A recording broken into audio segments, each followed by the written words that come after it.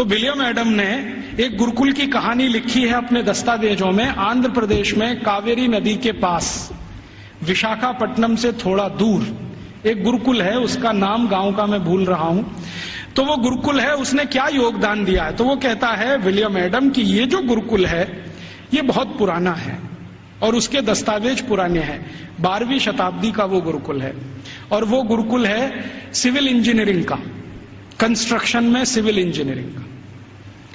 तो कहता है इसका योगदान क्या है? तो विलियम एडम कहता है कि इस गुरुकुल के विद्यार्थी और आचार्यों ने मिलकर कावेरी नदी पर एक डैम बनाया है, बांध बनाया है, जो दुनिया का सबसे पहला बांध है। मुझे नहीं मालूम था विलियम एडम के डॉक्यूमेंट्स पढ़ने के पहले कि दुनिया का सबसे पहला बांध भारत में बना है। फिर जैसा उसने डिस्क्रिप्शन दिया है उसको खोजते खोजते मैं पहुंच गया एक दिन और अपनी आंखों से देख के आया कि वो डैम अभी तक जीवित है। उस डैम पर तेलुगु भाषा में एक पत्थर लगा हुआ है जिस पर तारीख है सन 1238 में वो बना है। आज से लगभग 800-825 साल पुराना है। और वो डैम की विशेषता क्या है? पत्थर और चूने से बना है। और आप जानते हैं दक्षिण भारत में सबसे ज्यादा प्रवाह वाली नदी है कावेरी। कावेरी जो है ना पेरेनियल रिवर है, साल के 12 महीने पानी रहता है उसमें और पानी का फ्लो सबसे तेज है और पानी का दबाव भी उसका सबसे तेज है। तो कावेरी नदी पर जहां सबसे तेज गति से पानी बहता है उस नदी पर बांध बना दिया। बांध की लंबाई कितनी है और उसकी चौड़ाई कितनी है? लगभग 1 किलोमीटर 1.5 किलोमीटर के आसपास उसकी लंबाई है। 1.5 किलोमीटर लंबा बांध है। और बांध बनाया कैसा है? ऐसा है जैसे जेड होता है ना, जेड ऐसे फिर ऐसे फिर ऐसे फिर ऐसे फिर ऐसे जेड शेप में पूरा बांध है।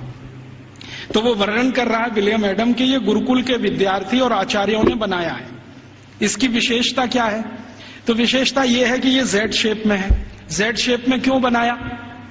स्ट्रेट लाइन में क्यों नहीं बना दिया? एक रेखीय रेखा में क्यों नहीं बना दिया? तो कहता है इसका जवाब मुझे नहीं मालूम क्यों बनाया। बहुत दिन मैं भी सोचता रहा कि ऐसा क्यों है। अब मेरे समझ में आया थोड़े दिन पहले कि ये जब सीधी रेखा में आप कोई दीवार बनाए और पानी बहुत तेज गति से आए तो दबाव इतना ज्यादा है कि बहुत जल्दी वो टूट जाएगा। लेकिन अगर आप उसी सीधी रेखा की दीवार को ऐसे ऐसे कर दो तो पानी का प्रेशर डाइवर्ट हो जाएगा और वो डैम कभी भी नहीं टूटेगा। अब समझ में आया कि वो 825 साल से कैसे जिंदा है। तो वो बोल रहा है कि ये एक गुरुकुल ने बनाया हुआ है और वो गुरुकुल विशाखापट्टनम के नजदीक कभी चला करता था। मैं जब गया इसको देखने के बाद हैदराबाद लौटा तो उनकी जो आर्काइव्स है उसमें गया तो आर्काइव्स में उसके डॉक्यूमेंट्स मुझे मिल गए और गजट में भी इसके बारे में वर्णन है। तो वो कह रहा है विलियम एडम कि भारत के गुरुकुल में पढ़ने वाले विद्यार्थी और उनको पढ़ाने वाले आचार्य कितने समाज के काम करते हैं उसका ये नमूना है।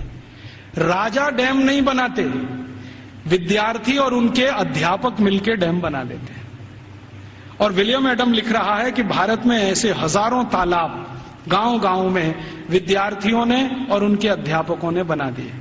ऐसी हजारों गौशालाएं गांव गांव में विद्यार्थियों ने और अध्यापकों ने बना दी। ऐसी हजारों समाज उपयोगी चीजें जैसे धर्मशालाएं, कुएं, पानी की रहट, ये सब विद्यार्थियों ने अध्यापकों के साथ मिलकर बना दिए। तो विलियम एडम कह रहा है कि भारत के गुरुकुल सिर्फ शिक्षा का केंद्र या विद्या का केंद्र ही नहीं है। ये गुरुकुल अपने विद्यार्थी और अध्यापकों के साथ मिलकर समाज के इतने बड़े काम कर रहे हैं जो वर्षों वर्षों तक भारत के लोगों के उपयोग में आने वाले हैं। तो इस तरह की थी हमारी शिक्षा व्यवस्था।